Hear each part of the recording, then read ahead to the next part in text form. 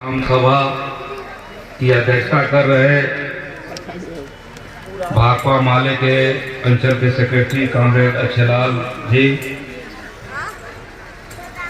हमारी पार्टी के वरिष्ठ नेता कॉमरेड सुनील गांव, इंसाफ मंच के जिला अध्यक्ष कॉमरेड अख्तर इमाम साहब, मीडिया सरोज दर्पण के अध्यक्ष नदीम सरवर साहब, राजद नेता शमसू जौहर साहब, शांति पीस कमेटी के साथीगण, यहाँ उपस्थित तमाम नेतृत्वकारी साथीगण, किसान मजदूर भाइयों, इनरवा बाजार के तमाम दुकानदार भाइयों, मैं अपनी पार्टी की ओर से आप सबों को लाल सलाम करता हूँ। साथियों, आज हम लोग इनरवा में जो आज ईदगाह के स्थल पर अपनी सभा कर रहे हैं, तो आज की सभा केवल इस ईदगाह के सवाल पर नहीं है। ये सवाल इस सवाल पर है कि बिहार में जो शासन चल रहा है, देश में जो शासन चल रहा है, वो आम गरीबों को, कमजोरों को, अल्पसंख्यकों को अपने अधिकार के साथ, सम्मान के साथ जीने देगा कि नहीं देने देगा। हिंदुस्तान का जो संविधान है, नियम कानून है, उसके आधार पर शासन प्रशासन चलेगा कि नहीं चलेगा। हम ये बात इसलिए कहना चाहेंगे कि आप खुद यहाँ मौजूद हैं, हजारों लोग, और आपके सामने नहर के पास सड़क की चौड़ाई कितनी है, इसी सरकार ने उस नक्शे को बनाया है, सड़क विभाग ने उस नक्शे को बनाया है। क्या उतनी ही चौड़ाई यहाँ ईदगाह के पास नहीं रह सकती थी? रह सकती थी कि नहीं रह सकती थी? लेकिन सरकार ने, प्रशासन ने किस नियत से ये काम गड़बड़ किया है, आप सोच सकते हैं कि वहां जो है चौड़ाई कम है, लेकिन ईदगाह के सामने चौड़ाई उसकी ज्यादा कर दी गई। ईदगाह को तोड़ देना है।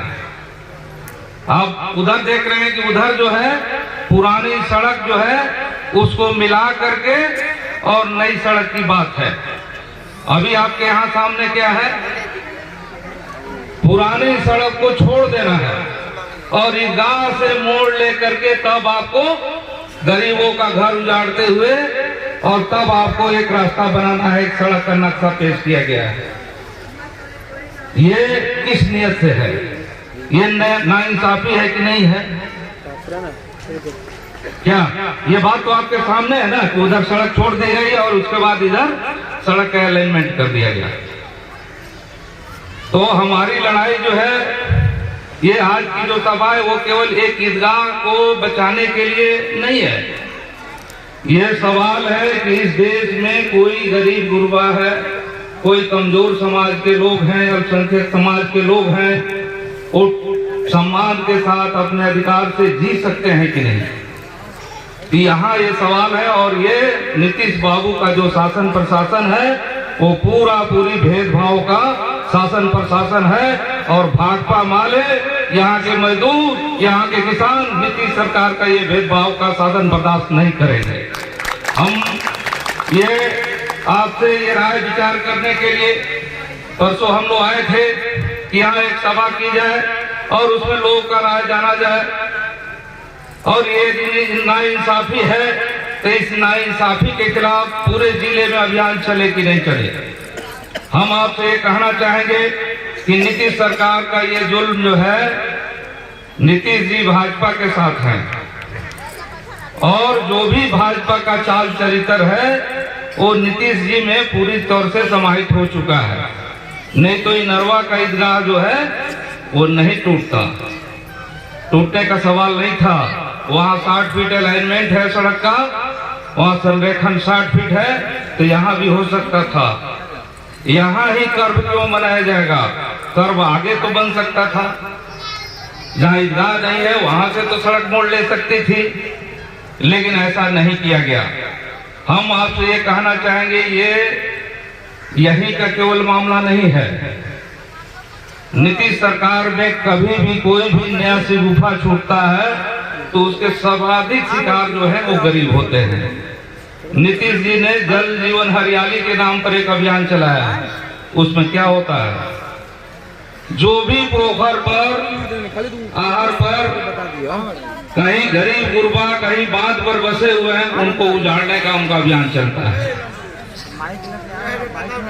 कोई भी उनका अभियान जो है वो गरीबों को टारगेट करके चलता है और इस क्रम में बिहार के हजारों हजार गरीबों को उजाड़ा जाता है। वो कहते हैं कि हम विकास करा रहे हैं, लेकिन जैसे ही वो विकास की बात बोलते हैं तो समझ जाइए कि गरीबों पर कुछ आफत आने वाली है।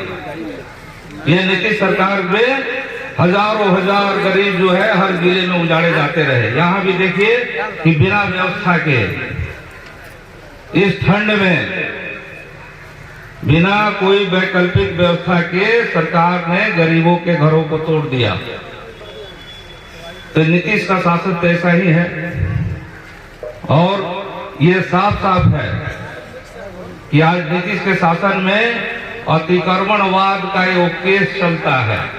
उसमें क्या होता है कि बड़े जो धनिक लोग हैं, वो गरीब कोई गैर मजरूआ जमीन पर बसा हुआ है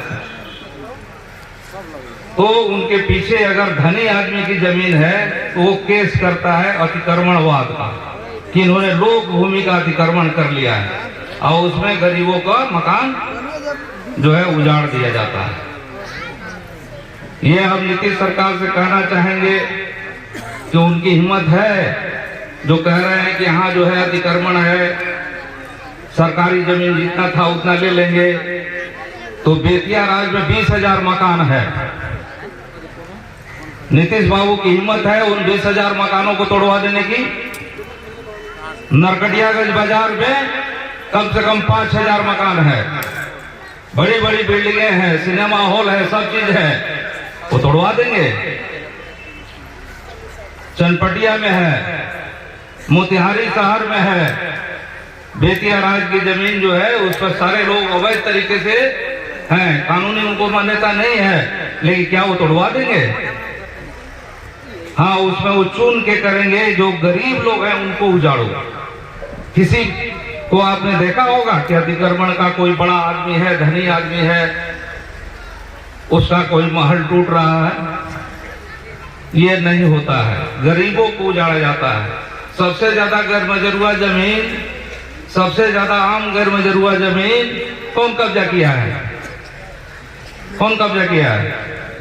गरीब गुरबा लोग, जिसको रहने के लिए भी, झोपड़ी के लिए भी जगह नहीं है। यहाँ जो है चीनी मिल जो है सबसे ज्यादा गैर मजरूआ जमीन कब्जा किए हुए है। नरकटियागंज चीनी मिल है, रामनगर चीनी मिल है। जाएंगे उसके पास नीतीश बाबू, उनका शासन प्रशासन जो कहता है कि ये नियम है, ये कानून है, ये अलाइनमेंट है, कहते हैं कि सड़क का ये अलाइनमेंट है। सड़क का अलाइनमेंट जो है वो क्या भगवान ने बना के भेजा है कि आदमी बनाया है? अल्लाह ने बना के भेजा है उसको कि सड़क जब रहेगी तो यही रहेगी, यही इसका नक्शा होगा। तो ये जो है केवल गरीबों को उजाड़ने के लिए, तंग करने के लिए कोई भी आपको उनका जो अभियान है वो चलता है। गरीबों को सीधे तौर पे उनको डिमोरलाइज करना है, गरीबों को बेइज्जत करना है। जैसे शराब के नाम पर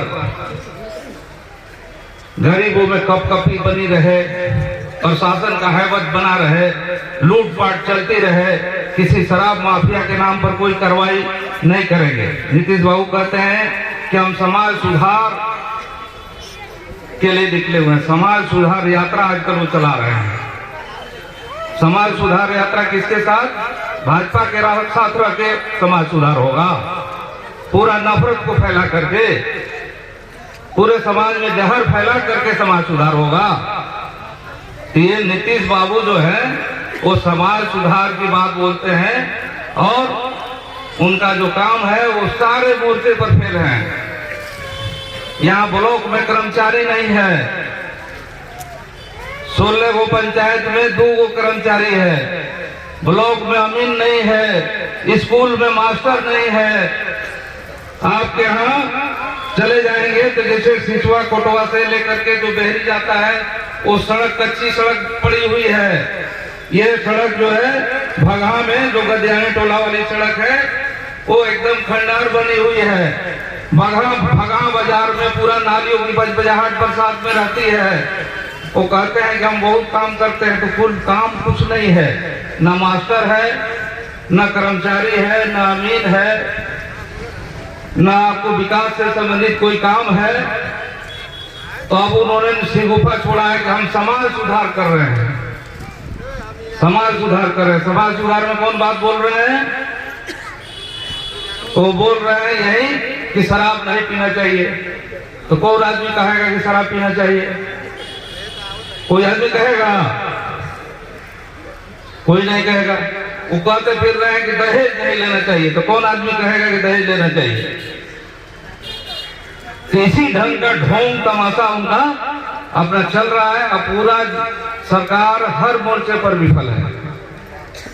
अब सोच लीजिए कि नौजवान जब रोजगार मांग रहे हैं तो उन पर लाठियां चलाते हैं लोग। मास्टर अगर वेतन बढ़ाने की बात बोलते हैं तो उन पर लाठियां चलती है।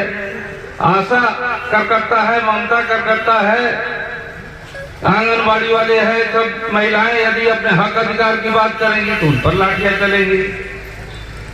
तो सरकार तो पूरे ठेकेदारों, माफियाओं, अपराधियों के लिए बनी हुई है। तो हम ये कहना चाहेंगे कि सीधे तौर पे सरकार को जो है वो पूरे तौर पे भेदभाव की राजनीति करनी है, सरकार को सांप्रदायिक राजनीति करनी है, और इस लिहाज से उनको कोई भी ऐसी जगह चाहिए जिसमें ये काम कर सके। तो ये भेदभाव का शासन नहीं चलेगा।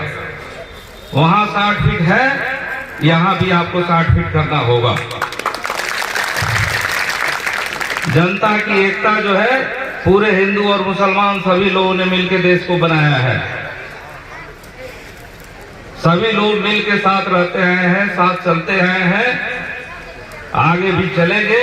और ये भेदभाव की राजनीति बंद करिए नीतीश बाबू। और आपका अब दिन भी लग चुका है, ज्यादा दिन अब आप भी आपको शासन में रहने वाले नहीं हैं। पिछली बार आप गलती से जीते हैं, कुछ सीटों पर जो है आपको नाजायज तरीके से तमाम गलत काम करके आप जीत हासिल करके सत्ता में हैं, लेकिन जनता ने आपको हटा दिया है।